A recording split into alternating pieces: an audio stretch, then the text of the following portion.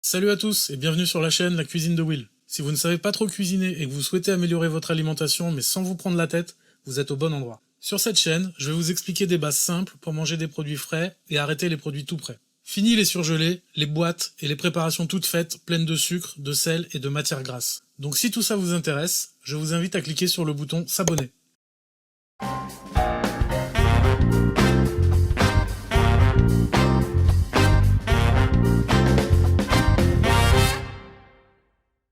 Aujourd'hui, nous allons voir ensemble la préparation des pâtes fraîches. Alors, plus spécifiquement les tagliatelles, mais sachez que cette préparation conviendra pour n'importe quel type de pâte.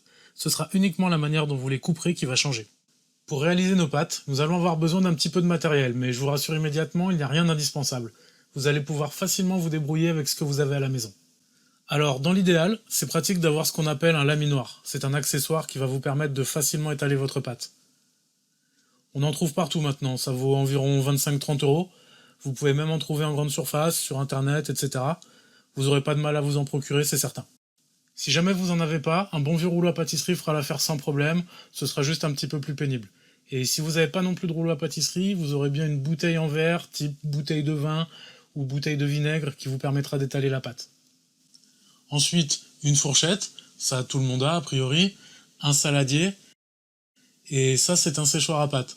Alors bon, ça c'est pareil, vous en trouverez un petit peu partout, mais dans l'absolu, même un manche à balai avec un torchon propre fera l'affaire.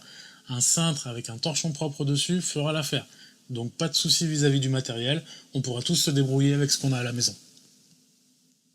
Au niveau du temps de préparation, comptez une vingtaine de minutes aussi de temps de repos. Les proportions des pâtes, c'est hyper facile. Faut juste se rappeler que pour 100 g de farine, on va mettre un œuf et une pincée de sel. On ajoutera peut-être, je dis bien peut-être, un peu d'eau. Ça va vraiment dépendre de la texture de votre pâte. Bien sûr, la taille des œufs est importante, car plus les œufs sont gros, moins vous aurez besoin de mettre de l'eau. Donc ça, vous le verrez vraiment à l'expérience. Si votre pâte est trop sèche, vous mettez un peu d'eau, mais encore une fois, c'est pas obligatoire. Sachez que vous pouvez colorer vos pâtes très facilement en y mettant des épinards, de l'angue de sèche, du paprika, du concentré de tomate, ou ce que vous voulez, qui est comestible bien sûr, et qui a une couleur. C'est quelque chose qui plaît beaucoup aux enfants. Aujourd'hui, on va faire notre recette avec 200 g de farine. Donc si vous avez suivi l'explication, 200 g de farine, donc 2 œufs, 2 bonnes pincées de sel et probablement un petit peu d'eau. Voilà, en gros, ça conviendra pour 2 à 3 personnes en fonction des mangeurs.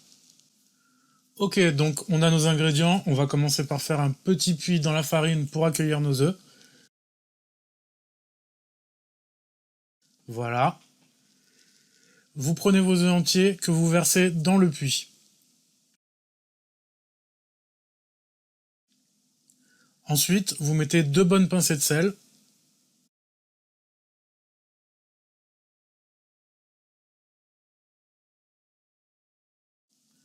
Voilà. La première chose que vous allez faire, vous allez commencer à battre vos œufs. Un peu comme une omelette. Le but, c'est de bien mélanger les œufs entiers et le sel.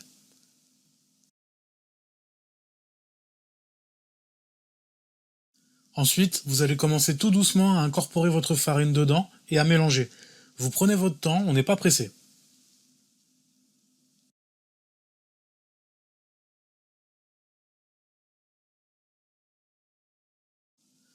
Sachez bien sûr que vous pouvez très bien réaliser cette pâte avec un robot, mais je suis parti du principe que nous avions le moins de matériel possible.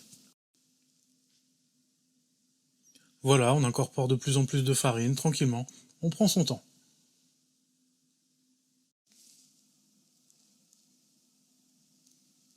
Alors l'intérêt de le faire dans un saladier plutôt que sur votre plan de travail par exemple, c'est que quand on n'a pas l'habitude, ça va vraiment être plus simple. Parce que si vous cassez votre puits avec les œufs dedans, vous allez en mettre partout sur votre plan de travail, donc je voudrais pas que vous soyez découragé d'entrer au premier essai, c'est pas l'idée de départ. Donc là ça commence à être pas mal, toute la farine n'est pas complètement incorporée mais c'est normal, on voit déjà qu'il va falloir rajouter un petit peu d'eau. Alors en ce qui concerne l'eau, vous y allez doucement, il vaut mieux y revenir plutôt que d'en avoir trop mis. Voilà, donc on continue à mélanger jusqu'à obtenir quelque chose d'homogène. Ok, donc notre mélange commence à prendre. Maintenant, ce qu'on va faire pour que ce soit plus simple, parce que dans un saladier, c'est pas forcément le plus pratique, on va tout basculer directement sur le plan de travail. Hop. Et là, le but du jeu, ça va être de récupérer toute la farine Hop. Donc vous en laissez pas hein, dans le saladier. Hop. Et là, faut pétrir. Voilà. Donc avec la paume de la main, comme ça, faut aplatir et pousser un peu, ça déchire la pâte. C'est normal, hein, c'est pas grave. Et ensuite, vous la repliez sur elle-même. Voilà. Donc, avec ce mouvement, petit à petit, on va obtenir quelque chose d'homogène. Il faut prendre son temps. Ça presse pas, il n'y a rien de... Voilà. Hop, on récupère bien notre farine. Avec la paume, on pousse vers l'avant, on replie et on recommence.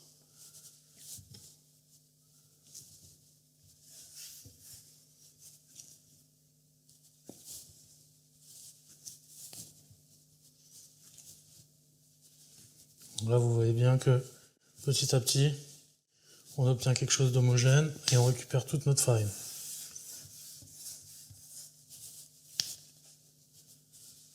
Voilà, si vous avez du mal, vous pouvez le faire à deux mains comme ça.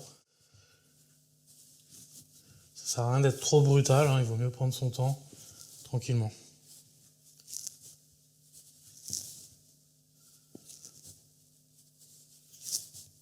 Ok, là donc notre pâte, elle commence à avoir un aspect bien homogène. Il n'y a plus de farine. Elle est très bien.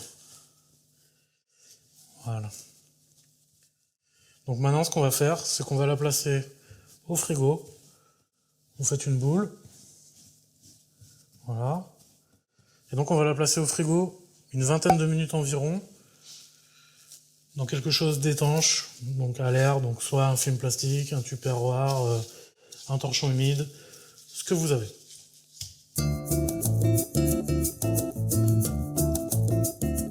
Ok, je vais vous expliquer un petit peu le fonctionnement du laminoir. Donc c'est très simple en fait, ici vous avez une molette, je pense que vous le voyez, avec des chiffres, et du coup ces chiffres vous permettent de régler l'épaisseur des rouleaux pour laminer votre pâte. Voilà. Donc c'est très simple, hein, vous commencez du plus large jusqu'au plus fin.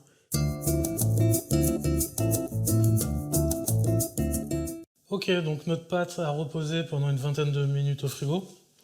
Donc ce qu'on va faire en fait, c'est que on va la débiter en plusieurs morceaux, de sorte que ce soit quand même plus simple pour la laminer. Ok. Alors, hop, on va faire des morceaux pas trop gros.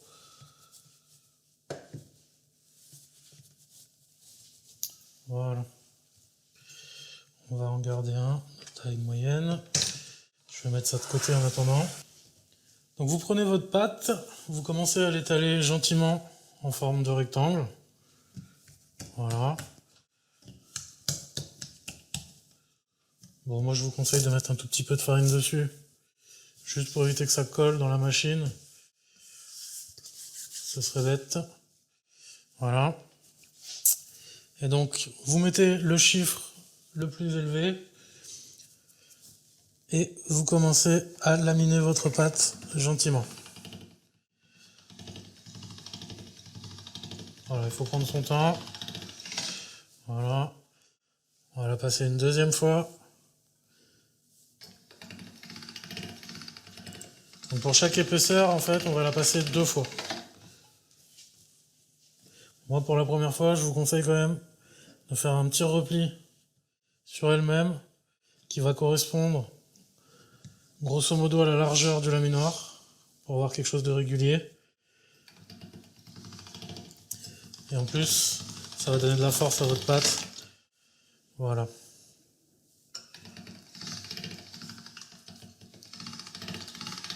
Voilà. Quand vous avez fini le premier numéro, vous passez au second. Donc même système, vous l'engagez bien.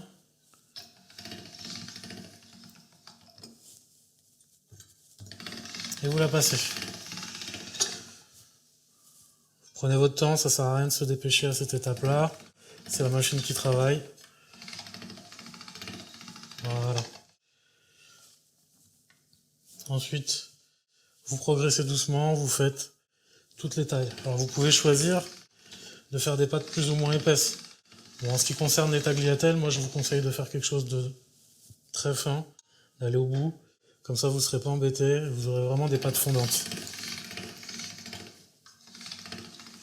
Voilà.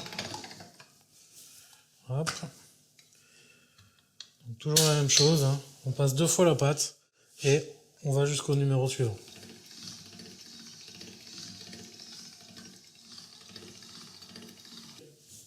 Donc on arrive sur notre dernière épaisseur.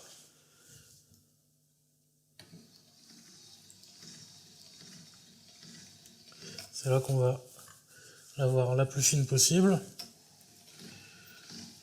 N'hésitez pas à la fariner un petit peu, hein, ces étapes-là, pour éviter qu'elle colle. Ce serait dommage. Voilà. Vous voyez, on commence à obtenir quand même quelque chose un petit peu long. Voilà. Vous voyez, au début de la vidéo, je vous disais que on pouvait faire n'importe quel type de pâte. Là, très concrètement, vous auriez des pâtes à lasagne si vous les laissiez comme ça. Vous les débitez juste à la taille de votre plat et ça vous fait des pâtes à lasagne. Mais nous, ce qu'on veut faire aujourd'hui, c'est des tagliatelles. Donc on va très très légèrement les fariner. Voilà. Vous pouvez les retourner. Hop.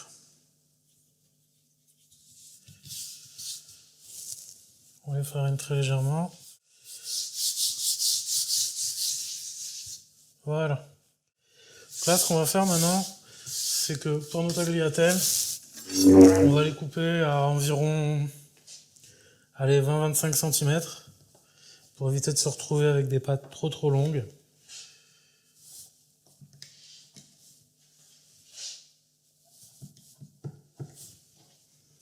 Et voilà. Maintenant, je vais vous montrer comment les couper à la fois donc avec le laminoir, puisque cette partie de la machine en fait permet de faire des pâtes directement facilement. Mais je vais aussi vous montrer comment les faire au couteau pour ceux qui n'ont pas la machine. Ok, donc on a fini d'étaler notre pâte. Maintenant, on va basculer la manivelle en fait sur la partie qui coupe. Voilà. Donc vous prenez votre pâte étalée, vous vous assurez qu'elle est suffisamment farinée pour pas que ça colle. Et c'est le même système que pour laminer, sauf que là on va couper. Donc vous la présentez bien droite devant les dents. Et voilà. Donc là, vous récupérez immédiatement les pâtes par contre. Voilà. Et là, vous voyez, vous avez des belles tagliatelles faites maison. Donc là, j'ai sorti le séchoir à pâte, mais encore une fois, vous pouvez très bien les mettre sur un manche à balai, par exemple suspendu entre 2 chaises, avec un torchon propre. Donc ensuite, vous mettez vos pâtes sur le séchoir pour une période de, disons, une vingtaine de minutes. Ne mangez pas les pâtes immédiatement. Je sais que c'est des pâtes fraîches, on pourrait tenter de les manger immédiatement, mais c'est pas comme ça. Il faut les laisser sécher un tout petit peu pour réussir quand même à obtenir quelque chose de fondant et de digeste. Voilà. Donc je vous remontre. Vous présentez votre feuille de pâte fraîche. Côté dents, vous les récupérez en dessous. Et voilà. Vous les mettez sur votre séchoir. Voilà. Maintenant, je vais vous montrer comment faire pour ceux qui, en fait, n'ont pas le laminoir, avec une planche à découper et un couteau. Donc vous récupérez votre pâte, éventuellement vous la refarinez un petit peu, parce que là on va l'enrouler sur elle-même, donc il faut vraiment pas que ça colle. D'accord? Voilà. Donc là, ce que vous allez faire, c'est que vous allez grossièrement l'enrouler sur elle-même, comme ça.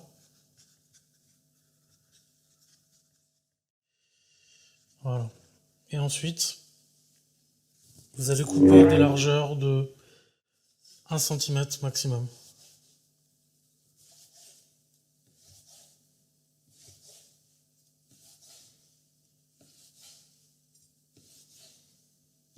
Voilà. Et ensuite, quand vous les dépliez, vous avez vos tagliatelles maison sans laminoir. Alors bon, c'est un petit peu plus long, mais si vous n'avez pas la machine, ça fait le boulot. En plus, dans ce cas précis, vous pouvez choisir vraiment la largeur de vos pâtes, si vous les aimez plus ou moins larges ou fines, c'est à vous de voir. Voilà, donc vous prenez vos pâtes, vous les mettez à sécher pour une vingtaine de minutes avant de les cuire. Voilà. Hop. Si vous voulez que je vous montre comment faire d'autres types de pâtes à part les tagliatelles, dites-le moi dans les commentaires. Et je vous ferai d'autres vidéos avec différentes formes de pâtes. Voilà. Donc quand ces pâtes seront séchées dans une vingtaine de minutes, il faudra donc les cuire. Donc ça c'est pareil, il y a une règle simple pour cuire les pâtes. 100 g de pâtes, 1 litre d'eau, 10 g de sel. Voilà. Donc 200 g de pâtes, 2 litres d'eau, 20 g de sel. Et surtout, vous mettez pas les pâtes dans l'eau si elles bouillonnent pas vraiment fort. Il faut vraiment que ça bouillonne fort. Ok, donc il y a notre eau qui bout comme il faut. Nos pâtes sont sèches. Donc on va mettre tout ça dans l'eau. Voilà. Donc surtout, ce qui est important, c'est de bien mélanger.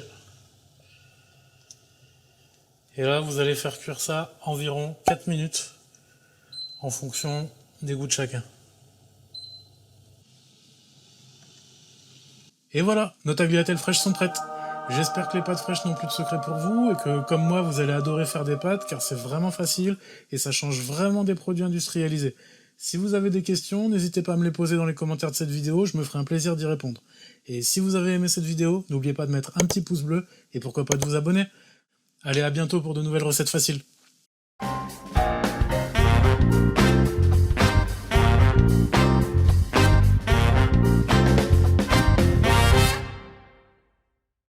Allez, je voulais finir sur 2 derniers petits conseils de savoir-vivre. Faites bien attention à ce que je vais vous dire, parce que si un jour vous avez la chance d'aller manger des pâtes en Italie, ça serait quand même dommage de passer pour des gougnafiers. La première chose, c'est qu'on ne coupe pas ses pâtes avec un couteau. Là, on est carrément dans le sacrilège. Vous allez vous faire lyncher. Deuxième chose, on n'utilise pas une cuillère à soupe pour enrouler ses pâtes autour d'une fourchette, car comme son nom l'indique, cette cuillère sert à manger de la soupe. On enroule ses pâtes sur le bord de l'assiette. Quant à ceux qui mangent leurs pâtes avec du ketchup, j'en parle même pas. Allez, bon appétit à tous!